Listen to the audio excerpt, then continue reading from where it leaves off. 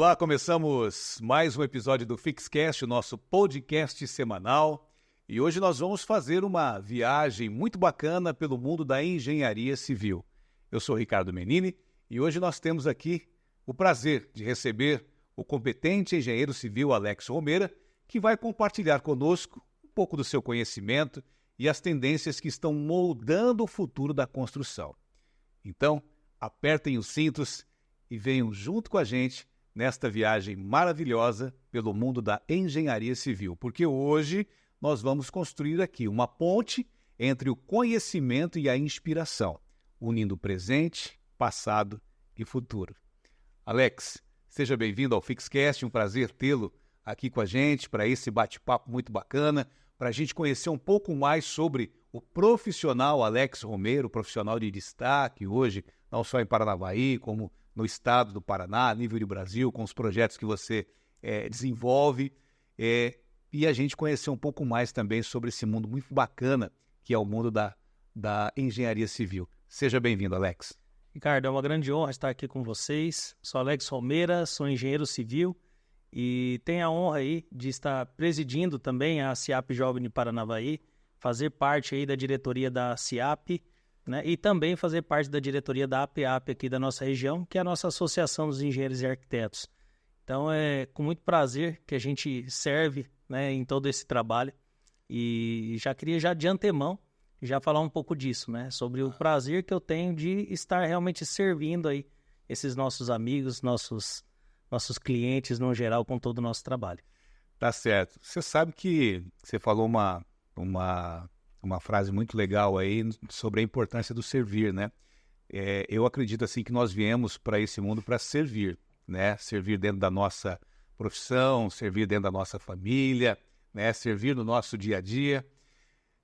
Como você decidiu ir para esse caminho da engenharia civil e poder servir com o seu trabalho as pessoas que te procuram?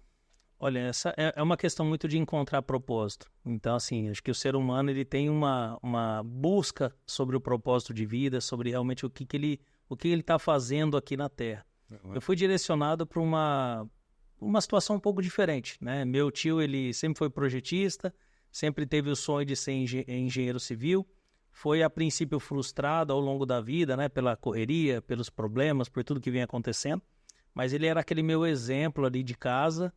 E já que minha mãe tinha separado do meu pai, né? Então eu tive um padrasto muito cedo. E aí me peguei nele, assim, com aquela referência masculina naquele primeiro momento. E realmente fui criando essa paixão. Eu ficava ali no pé da mesa dele, enquanto ele desenhava ainda na prancheta, isso vamos colocar 30 anos atrás. Certo. Ele desenhando em prancheta e sempre teve esse sonho de trabalhar com engenharia civil, ser um engenheiro civil. E eu sempre percebi o quanto isso foi frustrado ao longo das dificuldades da vida.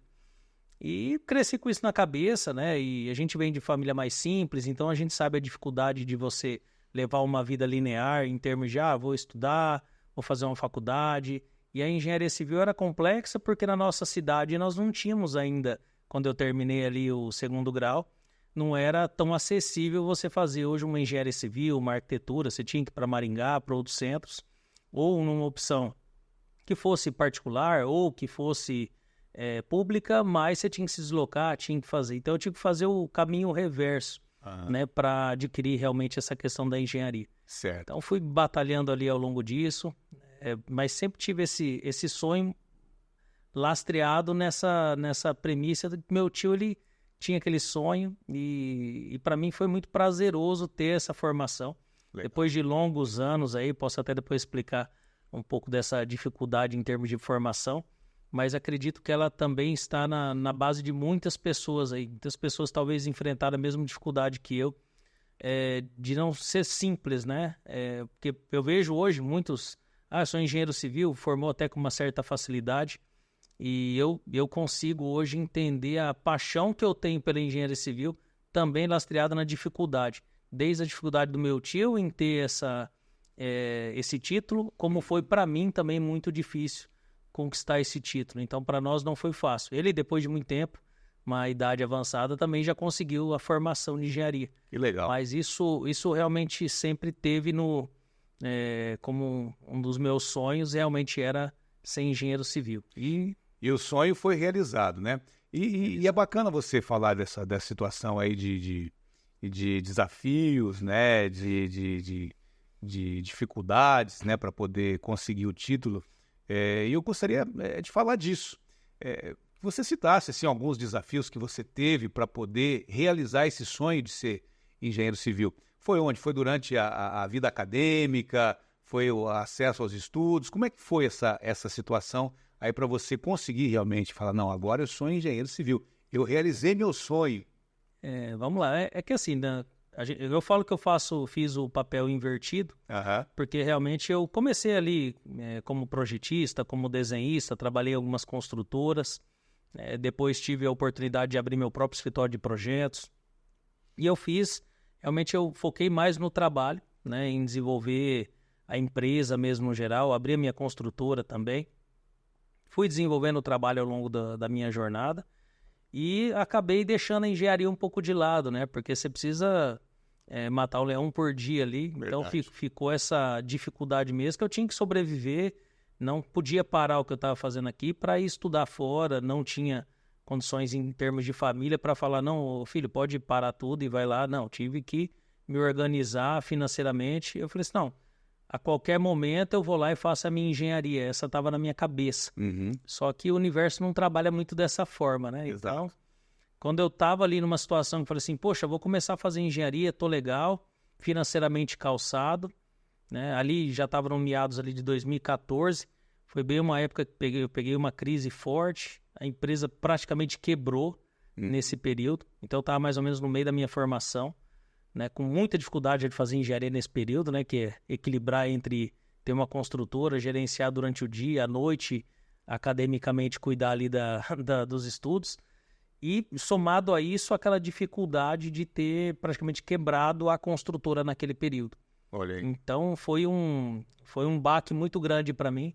Então, é onde eu falo para muitas pessoas, né, tem pessoas que acabam até romantizando, de certa forma, a parte de quebrar e tudo, né? Só que hoje eu trabalho de forma diferente. Falo para as pessoas se calçarem melhor, se organizarem melhor, estudarem muito mais, porque as cicatrizes são bem pesadas que ficam, né, após essas quebras assim. Então, hoje a pessoa tem que estudar. Hoje tem conhecimento, dá para você conseguir adquirir um conhecimento maior antes de você fazer qualquer bobagem na vida. Aí eu digo que é fazer as coisas aleatórias, sem nenhum lastro, sem nada. Então, isso aí realmente me incomoda bastante, né?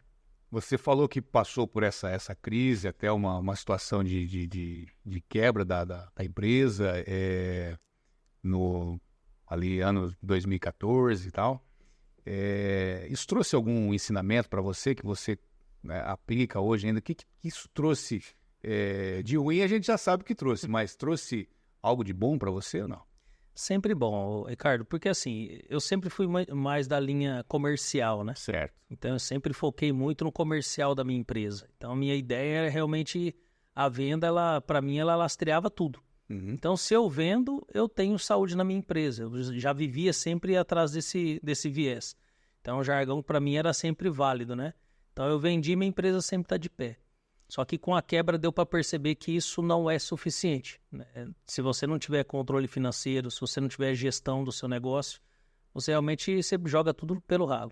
É verdade. Então, assim, um dos grandes aprendizados foi ter que equilibrar um pouquinho mais essa jornada, né? Entre o comercial, entre a gestão da empresa, né? E realmente, assim, saber também na própria vida da gente, as pessoas que realmente estão do lado. Foi um momento de grande aprendizado nesse sentido, né? Pessoas, né? E como foi o recomeçar? Foi desafiador, que eu falo, as pessoas não podem nunca romantizar isso, né? Porque a gente vê várias situações, muitas pessoas aí não conseguem se recuperar, né? Eu dou graças a Deus que eu pude me recuperar de uma situação como essa, mas não é todo mundo que tem essa mesma oportunidade. Claro. Eu tive que estudar muito, tive que me dedicar muito, né? Tive que abrir mão de muitas coisas, de participar de momentos que você não tem, que hoje pra gente é uma bobagem. Eu quero comer uma pizza. Ela não tinha condições, cara. Eu não tinha R$50 para participar de uma confraternização de amigo para ir numa pizzaria, cara. Então, assim, é uma coisa que hoje a pessoa vê e parece que hoje é quase uma coisa que não vai acontecer, mas não é bem assim. A gente está sujeito a isso. O mercado ele é muito, muito complexo. Mesmo que você faça as coisas direitinho, você ainda corre um risco né, de ter alguns problemas. Então, por isso que eu falo que a pessoa hoje ela tem que se comprometer um pouquinho mais.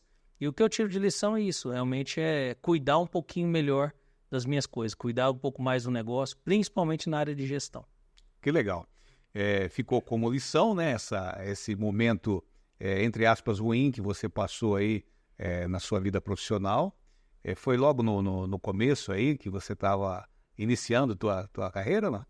Sim, mas como eu ainda não tinha a formação de engenheiro, eu acabava mantendo ali, equilibrando entre, tenho a construtora, eu posso contratar um profissional de engenharia. Exato. Então você acaba até mesmo se enganando com relação a esse processo. Porque eu sabia que, de fato, o meu sonho era me formar em engenharia. É alguma coisa que eu sempre me cobrei muito, mas aí veio essa dificuldade, veio essa quebra, e a cabeça já não equilibrou igual. Porque você tem aquele processo que eu tenho que terminar minha formação, eu estou naquele processo que eu tenho que manter minha empresa em pé, tenho que recuperar.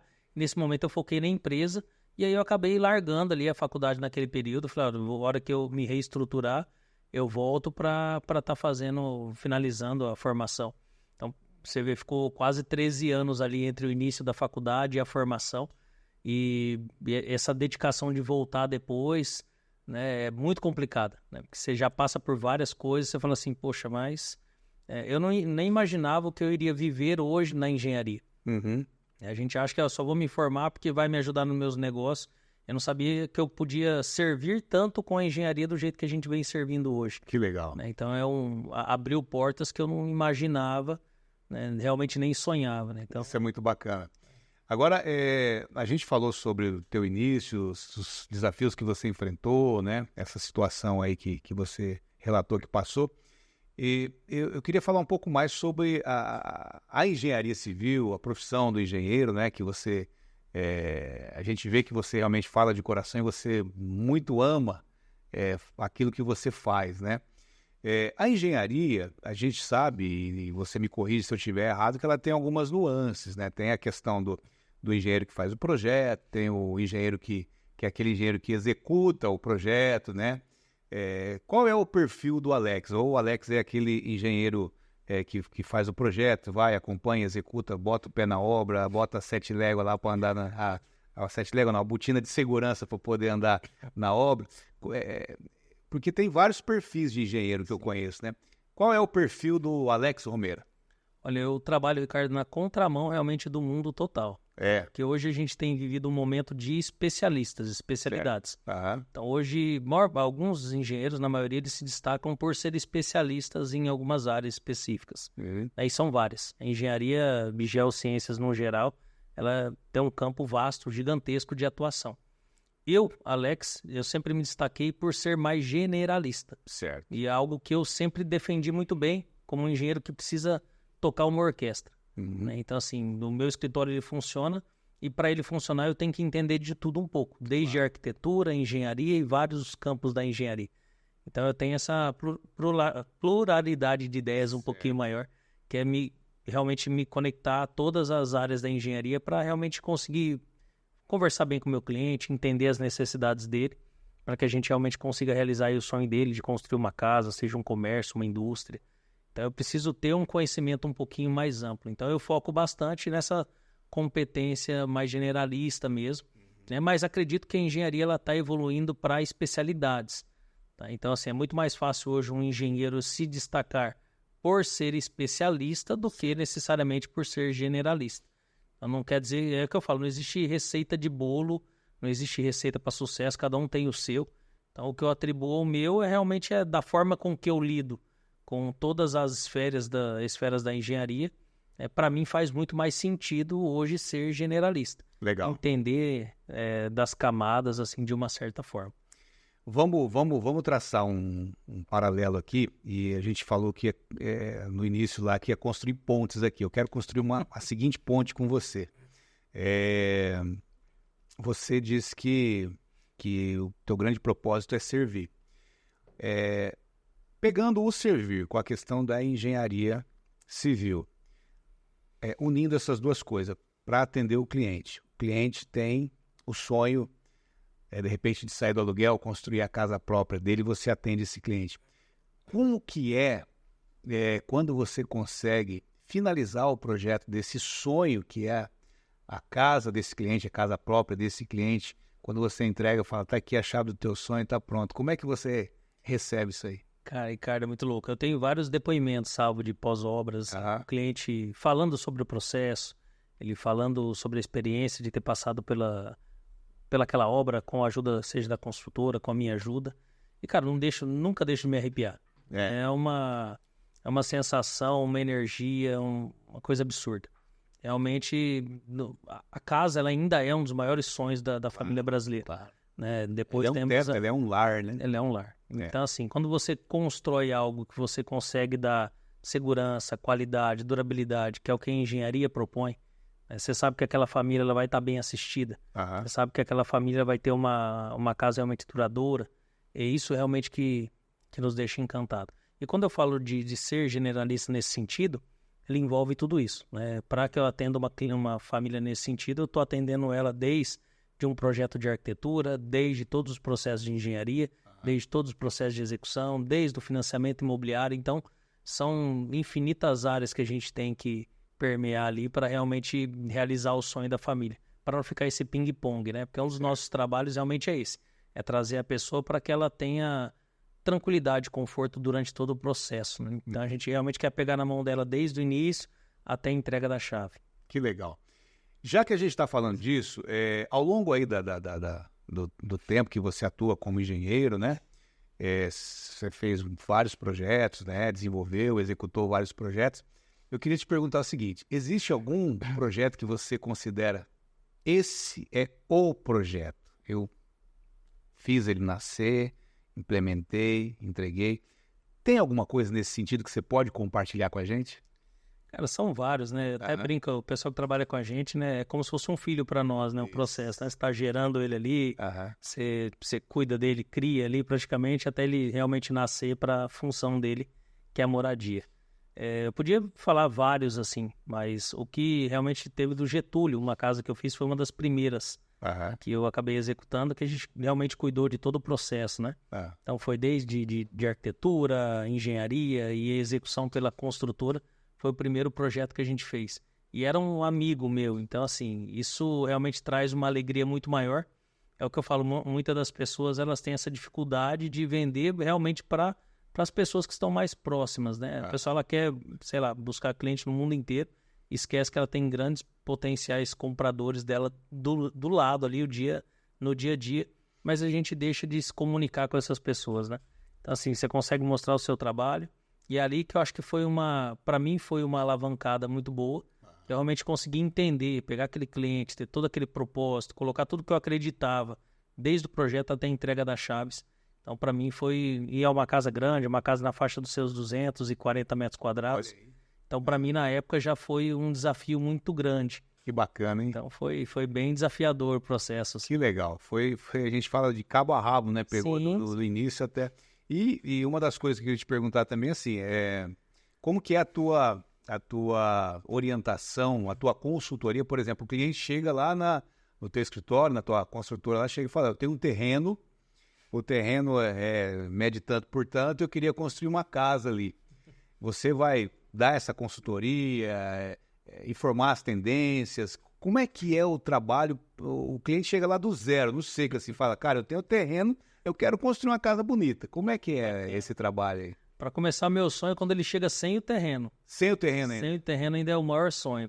As pessoas não conseguem, não têm noção, né, da dificuldade, né, e como o próprio terreno influencia nas decisões para a criação do sonho dela. Então, muitas vezes, o que acontece? O terreno ele vem para a família, muitas vezes por comodidade ou por um lado emocional mesmo, comprar um terreno próximo da minha mãe, ou próximo da família, né? Só que quando você faz essa compra sem uma orientação profissional, você corre grandes riscos ali, de ter um terreno que vai ter aí uma topografia mais acidentada, então você vai precisar de aterro, um muro de arrimo.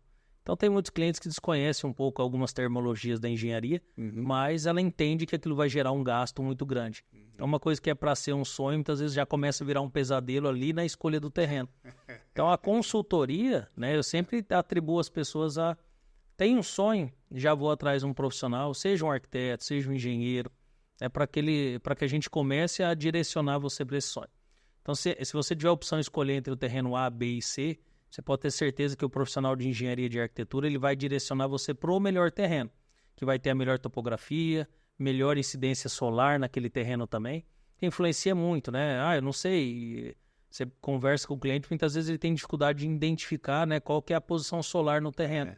Às vezes o cara quer o sol da manhã na frente da casa, o sol da tarde dos fundos e...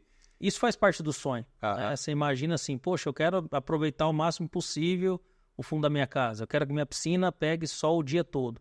Tudo isso influencia realmente na questão da escolha do terreno e no desenvolvimento do projeto também. Legal. Porque isso aí realmente para nós faz muito sentido. Quando esse cliente vem para a gente fazer toda essa consultoria, realmente a ideia é primeiro ouvir, né? Ouvir todos os detalhes, porque você imagina como que é particular a rotina de cada família. É verdade. Então, assim, hoje a minha maior dificuldade, o que eu mais tenho dificuldade hoje, é realmente entrar dentro da vida dessa família para tentar extrair realmente o que ela quer, né? Realmente o que ela precisa. E isso está nos detalhes, né? Eu não posso... A mesma casa que eu projeto para você não é a mesma casa que eu vou projetar para qualquer outra pessoa. Certo. Você tem uma rotina, né? Uma rotina de família, de vida, de receber os amigos em casa. Muitas vezes eu não vou montar uma área gourmet que seja para você receber 20 pessoas, se você recebe no máximo 1, 2 casais. Exatamente. Então você vai organizando, você tem prioridades, preferências, seja para o seu dormitório, para os filhos, né? Então a gente vai entendendo todos esses detalhes, né? E um mais importante, a questão financeira. Porque daí hoje uma das minhas maiores preocupações é juntar todos esses mundos, né? Juntar todo o seu sonho com a sua realidade financeira para que não haja frustração, que é uma das coisas que mais me incomoda hoje nessas conversas aqui, é a frustração da família. Então, como a gente trabalha com financiamento imobiliário, como a gente trabalha com uma gama de situações, né? Então, a minha ideia realmente é entender desde o que você precisa e desde as suas condições. Certo. Né? Porque daí a gente já vai conversando de forma franca. Falando assim, olha, a gente pode fazer isso, né? Mas, de acordo com a sua condição, acho que a gente vai ter que tirar o pé aqui. Não estou dizendo para a gente abandonar o sonho. Né? Eu já cansei de fazer projetos para a família, faço ali um projeto, desenvolvo um projeto ali de 200 metros quadrados, mas eu realizo 100 metros quadrados. Certo. Então, ela tem um processo, uma etapa, onde ela vai fazer aquela ampliação, aquela continuidade. Porque, para mim, o que importa é o todo. Agora, você tem uma vida para realizar esse sonho. Legal. O que eu não posso fazer é te frustrar. Começar você num processo, num projeto de 200 metros quadrados, chegar na metade, você ter que parar aquilo. Então, eu prefiro que você... esses 100 metros quadrados atende a necessidade da minha família hoje, então com isso daqui eu consigo sobreviver legal e eu vou me organizando para realizar esse restante do sonho no futuro. Eu gosto de trabalhar dessa forma, porque daí a família não frustra e a gente tem um resultado legal no final.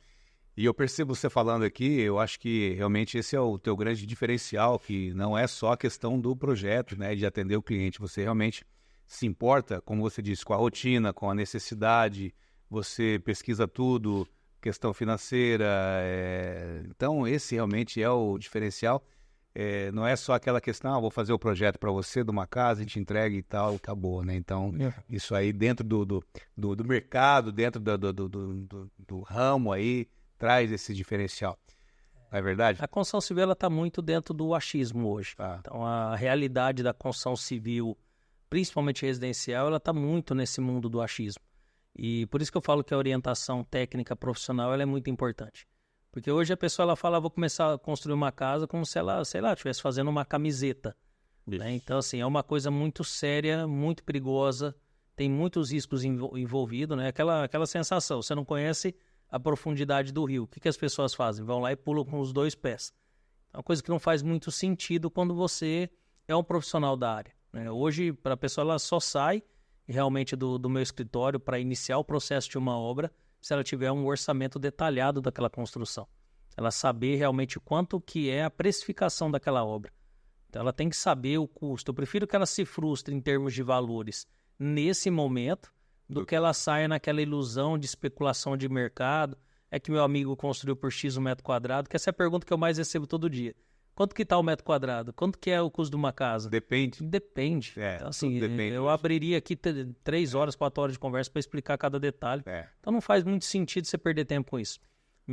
Eu gosto de perder tempo com a família onde? Entendendo a situação dela, entendendo a realidade financeira, desenvolvendo um projeto em cima disto, fechando todas as contas e apresentando a solução. Esse daqui é o resultado para você, um projeto personalizado para você, para atender a sua família. Então essa é a forma que eu consigo trabalhar. Eu não trabalho de outra forma. Legal. Não existe uma outra forma de entregar um projeto, eu não consigo, porque realmente seria muita covardia com quem não tem o entendimento de todo o processo. É o que eu falo, vai lá e vai se frustrar, vai iniciar e vai parar a obra praticamente na metade.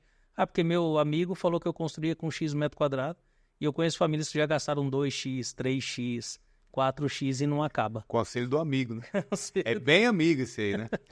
Ô Alex, me fala uma coisa, a engenharia civil hoje está se preocupando com a questão da sustentabilidade ao desenvolver projetos. Como é que você atua nesse sentido aí da sustentabilidade dentro do teu escritório, dos seus projetos?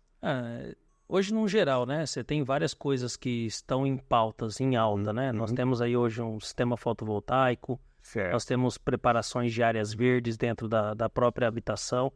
Né? Nós temos agora uma nova realidade, né, que são chamados IPTUs verdes, que é uma forma do município premiar ou beneficiar pessoas que estão preocupadas de certa forma com a sustentabilidade.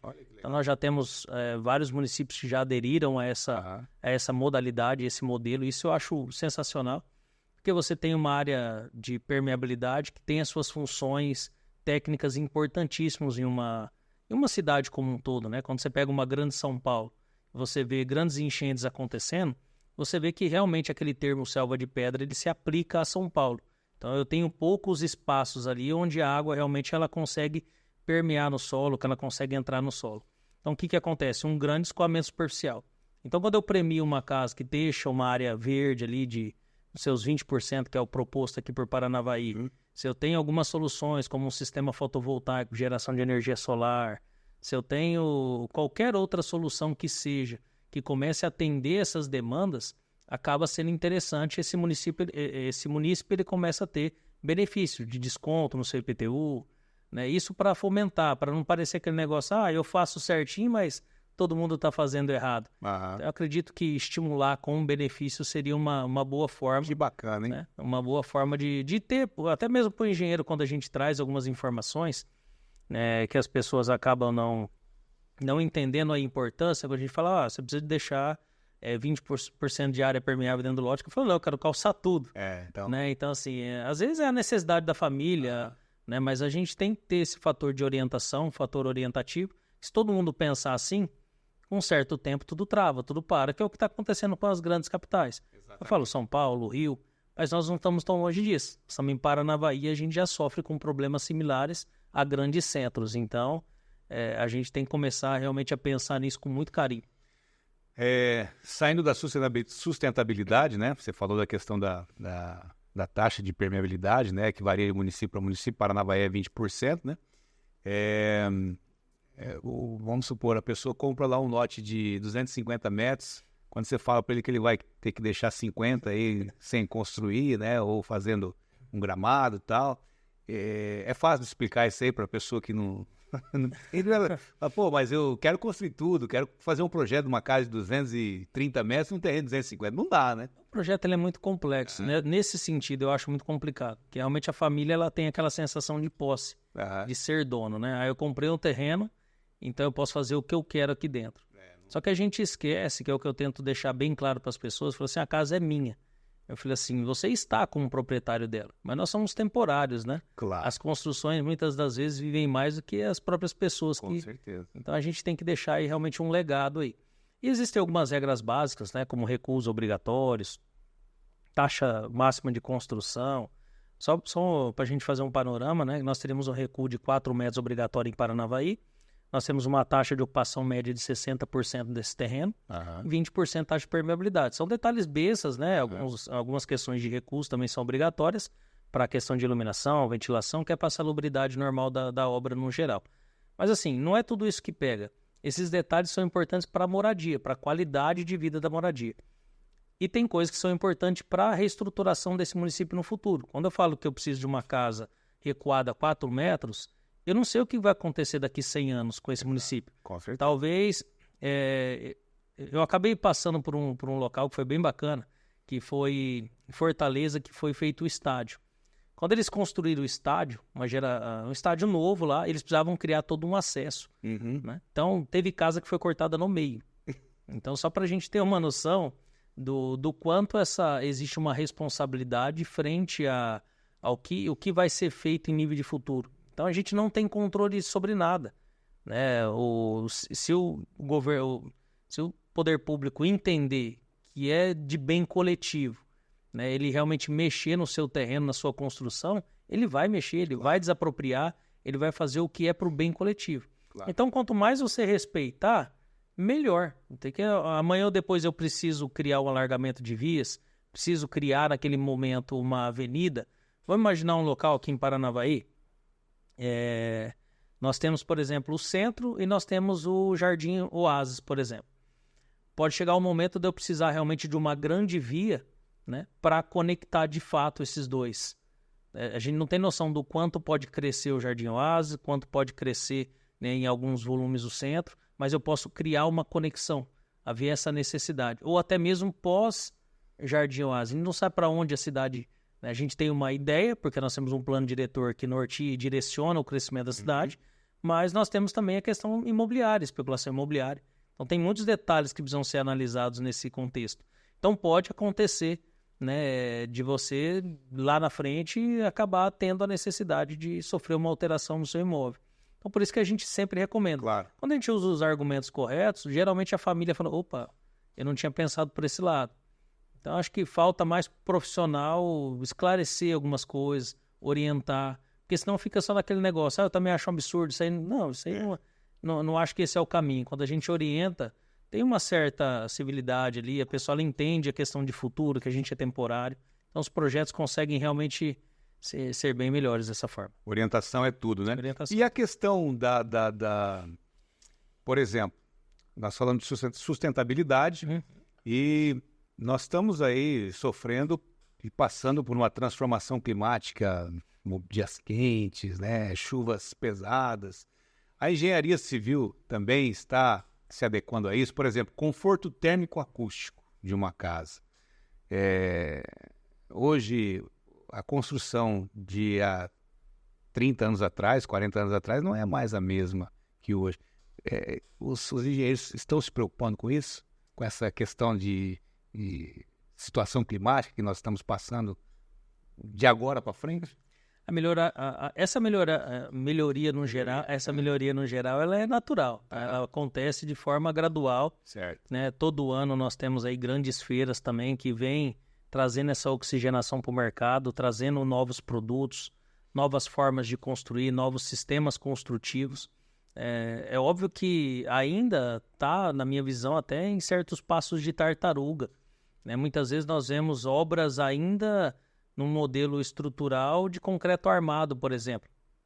Então, assim, o Brasil ele tem essa visão de concreto armado muito forte, mas não é a mesma visão que comunga com o mundo, né? O mundo você já tem light steel frame, você tem wood frame, vários tipos de estruturas a seco, que geram uma mobilidade muito maior e até mesmo em nível de sustentabilidade muito melhor para a questão das construções. Então, esses materiais vão entrando nessa pegada. O que a gente tem visto hoje realmente é novos modelos de fechamento, substituindo a alvenaria, sistemas de esquadrias mais tecnológicos, né, com esquadrias de PVC hoje estão sendo utilizadas principalmente para acústica em grandes centros, é absurdo. Né? Tanto que é um material que é muitas vezes até difícil de achar e com preço muito alto. Então, quando você vai comprar, realmente tem uma diferença muito grande em termos de valores, em valor agregado do produto, por conta dos benefícios que ele acaba trazendo.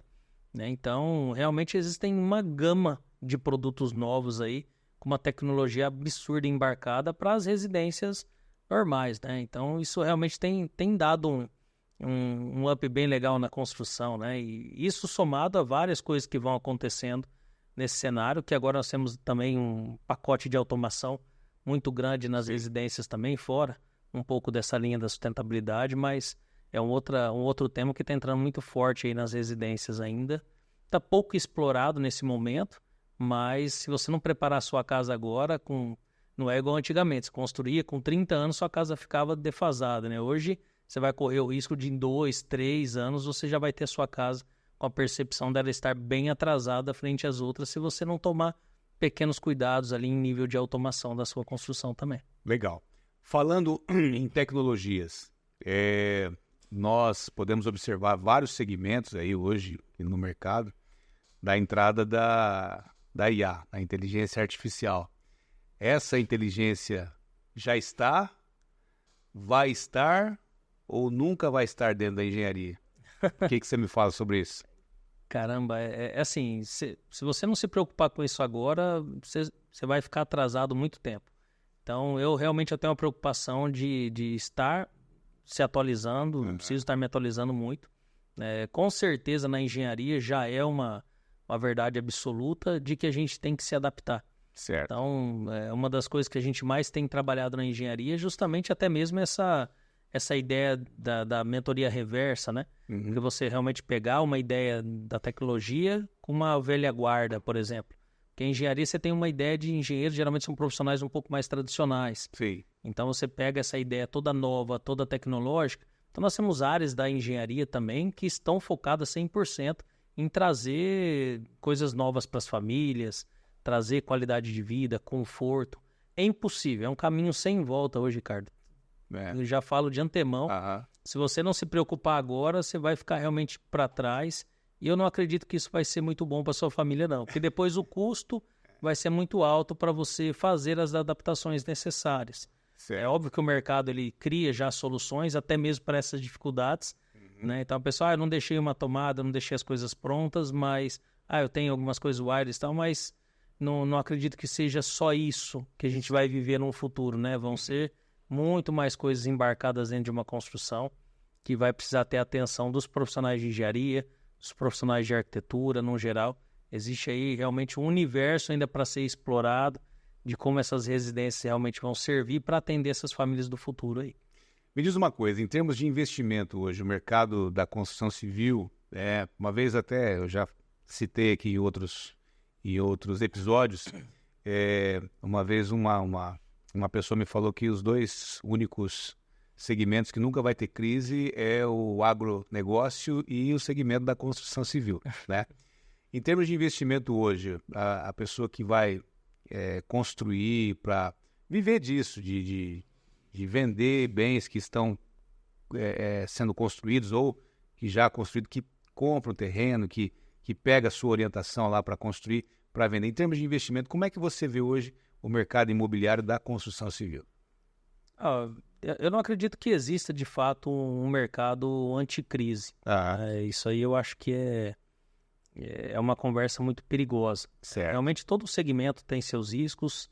Se a gente for realmente atrelar todos os detalhes, tudo é desafiador. Né? Você vai mexer com a construção civil, tem pessoa, é tranquilo, é uma coisa mais linear, e se engana, né?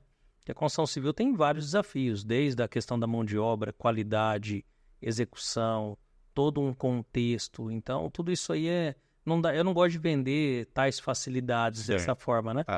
Eu acredito sim, é um baita mercado com um bom potencial, mas exige tanto esforço quanto qualquer outro tipo de negócio ou mais, né? Por ser algo realmente muito físico, né? Hoje você tem uma tendência, né, da digitalização das coisas, da internet das coisas. Sim. Então, hoje você tem no campo virtual um crescimento exponencial hoje no mercado. Então, você ainda voltar para a ideia do tijolo é quase que você está na idade da pedra ainda, frente a todos os potenciais investimentos que o mercado oferece hoje. Eu trabalho com segurança na construção civil por ter conhecimento, expertise realmente no tema. Então, assim, para a pessoa, eu não trato como aventureiro nesse caso. Acho que a pessoa tem que cercar de profissionais ali de qualidade para poder direcionar para que ela realmente tenha um resultado positivo. Para mim, sempre construir vai ser melhor do que comprar uma casa pronta. Eu sempre vou deixar isso aí com um jargão meu mesmo. Você consegue economizar de 30% até 40% na sua construção ali entre você... Então, você tem uma margem ali boa. Você fala entre do que eu ganho de lucro, o meu potencial de negócio. Então, tá ali entre uma margem que vai permear entre 25% e 30%. Isso no tradicional, né? Quando a gente fala que o cliente ele tem que aportar o capital, vamos imaginar que eu estou construindo uma casa de 1 milhão para vender essa casa a 1,5 milhão. Eu estou tendo que aportar esse capital de 1 milhão esperar todo o processo de construção, esperar o processo de venda, que muitas vezes não é linear. Eu posso ter que esperar 2 meses e vender, posso ter que esperar 2 anos para vender. Então, não existe um mercado que fale assim, não, já está de fato consumado. Certo. Então, assim, tem os seus riscos, né? E a questão do percentual de lucro já fica atrelado a essa realidade. Então, eu gosto muito de trabalhar hoje com a ideia da alavancagem financeira. Legal. Porque daí você trabalha de uma forma diferente. Eu estou investindo 30% do potencial do imóvel. Então, vou imaginar esse mesmo imóvel de R$1 milhão, eu vou fazer um aporte de 30%, basicamente R$300 mil. Aí, para mim, faz um pouco mais de sentido. Porque daí eu posso esperar um período maior, posso fazer um financiamento imobiliário em nível de alavancagem de todo esse imóvel. Aí a minha lucratividade ela pode chegar ali próximo dos seus 100% do capital investido. Olha só. Então isso para mim faz muito mais sentido, que me ajuda a conduzir melhor os riscos. Né? Porque agora, quando eu invisto R$1 milhão para tirar uma fatia menor, em torno de 25%, 30%, eu prefiro investir esse valor, que vai corresponder ali a esses 30%, e ter uma lucratividade de 100% sobre esse valor investido. Porque mesmo que eu tenha uma perda aí, desse prazo de venda, eu vou ter um valor muito mais significativo ali para conseguir organizar essa perda. Mesmo que eu tenha ali alguns parceiros, mesmo que eu tenha o banco como parceiro, Legal. nesse caso o banco entra como um sócio, mas ele leva uma fatia bem menor. Se a gente for pensar de uma ordem natural das coisas, processo de construção, processo de venda acontecer dentro de um tempo previsto, a gente consegue ter uma noção. Hoje, se a pessoa não tiver o ego tão inflado, ela consegue identificar o que o mercado realmente está procurando. O problema de algumas pessoas que ficam com casa muito tempo para vender é porque é aquele detalhe, eu quero fazer como se fosse para mim. E esse é o maior problema. A casa não é para você, a casa ela tem que atender a demanda de uma família específica. Sim. Que atenda pelo menos uma massa de 80%, 90%.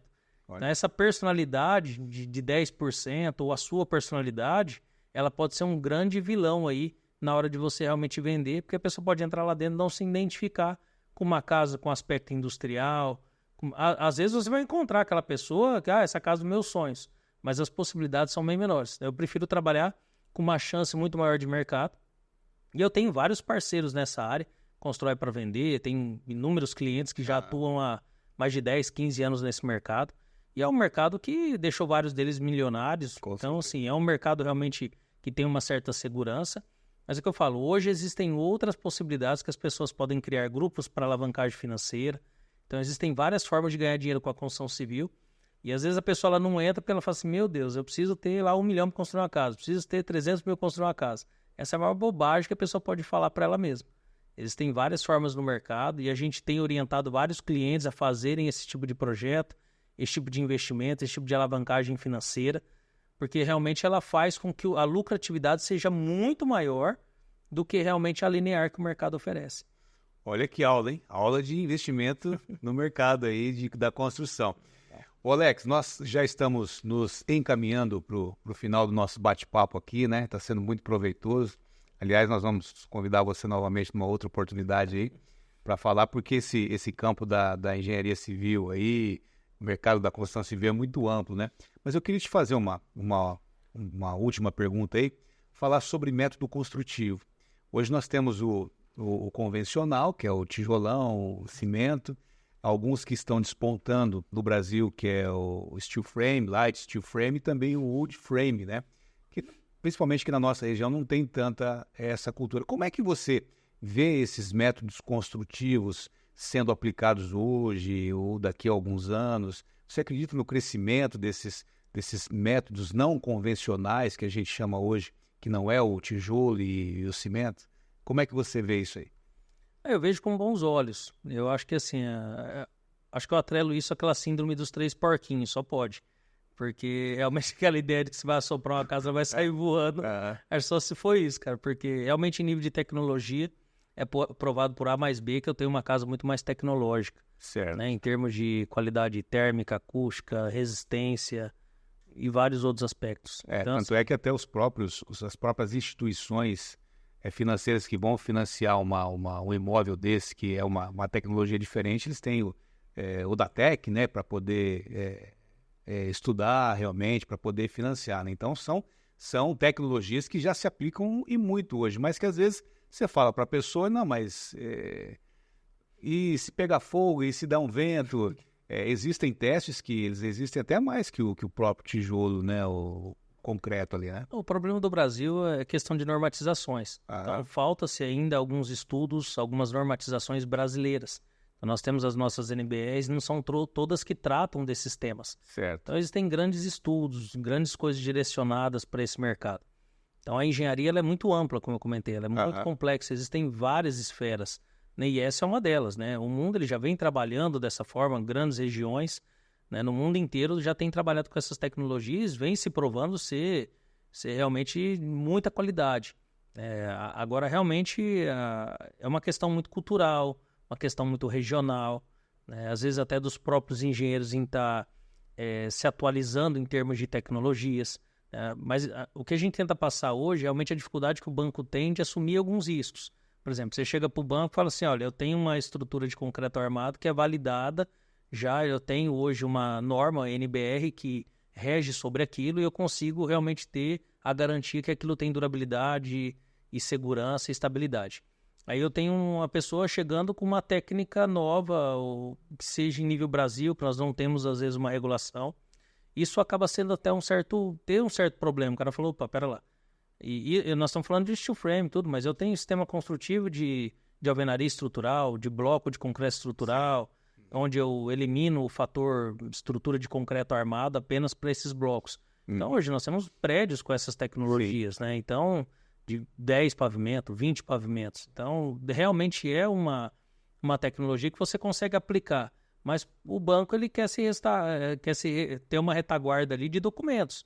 Então, por isso que muitas vezes para você conseguir fazer uma casa, por exemplo, para vender hoje para um financiamento comum do banco, você já não consegue se você não utilizar o sistema convencional de estrutura, que seria o de concreto armado. Porém, se você fala assim, Alex, eu quero construir aqui 15, 20 unidades num modelo de empreendimento, aí eu faço um projeto, apresento para o banco, vai ter o laudo ali, uma aprovação, aí eu consigo fazer. Aqui em Paranavaí nós temos casas praticamente 100% de concreto, temos casas com wood frame, nós temos várias tecnologias que foram feitas aqui na nossa região. E todas elas estão se tratando muito bem, todas elas funcionam muito bem. Se você vai conversar com os moradores, tem uma certa aprovação. O pessoal fala assim, poxa, minha casa é um sistema, não é uma laje, mas funciona melhor que a laje. Com certeza. Então, realmente, você tem um feedback até positivo. O problema é que, muitas vezes, o próprio cliente ele tem até uma certa dificuldade. Você imagina uma casa simples de tijolo, que é muito mais simples para mim encontrar um construtor, um pedreiro, para fazer um reparo qualquer, que seja trocar uma tubulação hidráulica, fazer uma ligação de esgoto, rasgar uma parede. Quando eu faço o rasgo no gesso, eu já tenho que procurar um outro tipo de profissional. Então, assim, você acaba dificultando um pouco a vida do dia a dia de famílias simples, questão né? de ampliação também, né? Exatamente. Tem uma ampliação com um técnico, né? Não pode ser... Exato. Porque assim, se eu tenho uma casa tradicional, concreto armado, e aí a pessoa fala assim, Alex, eu quero tirar aquela parede. Né? Sim, ela não mexendo no fator estrutural, que são as colunas, os pilares, as vigas, a laje, ela só quer fazer uma abertura de ambientes, ela pode remover 100% aquela alvenaria que ela não vai ter nenhum prejuízo estrutural. E ali praticamente é um fechamento só por vedação. Então não tem nenhum problema técnico ali acontecendo. Agora, você imagina se eu tenho um problema hoje, eu construo uma casa com um sistema de alvenaria estrutural. E aí, o que acontece? É o contrário. Agora, a minha parede, ela faz parte do meu sistema estrutural. Se eu abro uma parede, eu posso criar um colapso nessa estrutura, como aconteceu no Rio de Janeiro, de um prédio inteiro vir abaixo, porque a pessoa estava fazendo um reparo no apartamento e tirou uma parede. É verdade. Então, faz parte da peça do Lego ali, você tirou uma peça fundamental. Vai tudo pro chão. Aquilo vai tudo pro chão. Então, assim, tem a sua responsabilidade. A minha, como engenheiro civil, é trazer uma técnica que, minha visão, para uma situação dessa de estrutura de renda mais baixa, é trazer técnicas que facilitem a vida do usuário no futuro. Que facilite, para mim fazer uma manutenção de uma caixa d'água tem que ser simplificado. Se eu tiver que trocar uma caixa de gordura, tem que ser uma forma simplificada. Se eu tiver que fazer um reparo para trocar uma tubulação, tem que ser simplificado. Preciso pensar realmente no dia a dia daquela família e de problemas que eu não estou entregando uma casa e ela não vai ter problema. Eu vou entregar uma casa que ela vai ter o uso, ela vai ter manutenção, e eu preciso criar isso de uma forma que facilite para a vida dessa família no futuro. Então, esse é o desafio da engenharia, entender o que está acontecendo com as tecnologias, mas entender também as limitações da família para que a gente ande junto. O crescimento tecnológico junto com a evolução do conhecimento das famílias. E hoje ainda a gente tem uma dificuldade muito grande quando a gente fala de sistema habitacional, que é o que a gente quer trazer. O déficit habitacional, você pega em Paranavaí, são mais de 4.000 famílias. Então a gente às vezes senta no sofá da nossa casa, uma casa boa, confortável, você esquece que tem pessoas às vezes morando em barraco de lona. Exato. Então é um desafio muito grande aí para líderes, para engenharia, para tentar acabar com isso, né? Trazer moradia, trazer habitação social, mais de qualidade. E não necessariamente só colocar o pessoal em área de periferia, não só criar esse tipo de habitação. Exato. Trazer realmente habitação com qualidade, onde a pessoa vai conseguir estar vivendo mais qualidade. Esse é o desafio da engenharia também. Alex, para a gente finalizar o nosso bate-papo aqui, eu gostaria que você deixasse uma mensagem para quem está nos vendo, nos ouvindo, né? Essas pessoas que você falou lá no começo, que enfrentou alguns desafios, né? Pessoas que estão enfrentando ou enfrentaram o desafio, não está tendo assim uma forma de poder se acender de novo, poder voltar. Às vezes a pessoa fica retraída com um desafio que enfrentou, uma situação ruim. Que conselho, que mensagem o Alex Romeira pode passar para essas pessoas que estão nos assistindo, que estão enfrentando desafios nesse momento? Olha, se fosse para deixar realmente uma mensagem para você, que não tem jeito fácil da gente realmente conquistar o nosso espaço. A gente vai passar realmente por desafios. Então, que você entenda o momento que você está vivendo, né? Parar de se espelhar no momento de outras pessoas, que acho que esse é um dos maiores problemas que a gente está vivendo hoje. Você está no momento de estar trabalhando realmente para uma empresa e você já está querendo viver o momento de uma pessoa que já está há anos no mercado. Então se estrutura, né? Hoje a gente consegue orientar as pessoas que estão em início de carreira realmente com um plano de carreira, que você estruture realmente o que você quer para a sua vida, que com pouco tempo você vai conseguir ver que sua carreira na engenharia vai estar bem estruturada. Isso eu falo para engenharia, mas pode servir para qualquer área basicamente, né? Então, aprenda, realmente esteja cercado de pessoas boas ali, que daí você vai conseguir realmente organizar, ter laço para quando você realmente for abrir o seu negócio, você já vai ter uma estrutura, já vai ter uma certa bagagem e vai viver realmente esse momento. E aí, quando você for viver o momento do empreendedorismo, que é onde a gente tem batido muito forte hoje, em você empreender. É o que eu tento dizer para a molecada, só sinta o time. Né? Sinta o time, porque empreender ele é muito bonito no papel, mas ele traz muitas dores, traz muita cicatriz, muita solidão. Tem gente que acha que é brincadeira esse papel de empreender, mas não é. Eu não quebrei ele só uma vez, não. Foram já 2 ou 3 vezes aí nesse processo. Então eu sei o quanto é dolorido o processo de você ter um sonho, correr atrás, ser frustrado, seja por incompetência própria, seja pelo mercado, seja por má gestão, por vários fatores, mas a gente sabe que a gente continua aqui, com as feridas ou não, mas a gente continua batalhando, tem que acreditar num ser superior, né? Acreditando em Deus aí que está cuidando de todas as coisas para nós, e segue firme que tenho certeza que lá na frente a conta fecha. Alex, muito legal ter conversado contigo. Hoje nós tivemos aqui uma aula de ética, profissionalismo, e uma aula de caráter dentro do segmento da engenharia civil. Bacana, nós agradecemos aí a tua presença e, como eu disse, em uma outra oportunidade, queremos conversar contigo novamente aí para estender um pouco mais o papo. Muito obrigado. Obrigado, Ricardo. Obrigado, pessoal. Fiquem com Deus. É isso, nós finalizamos aqui mais uma edição do nosso Fixcast, nosso podcast semanal, hoje recebendo aqui essa grande pessoa, grande profissional aí, Alex Romeira. E no próximo episódio, mais uma mente brilhante vai estar com a gente aqui também para bater um papo muito bacana. Um abraço, até o próximo.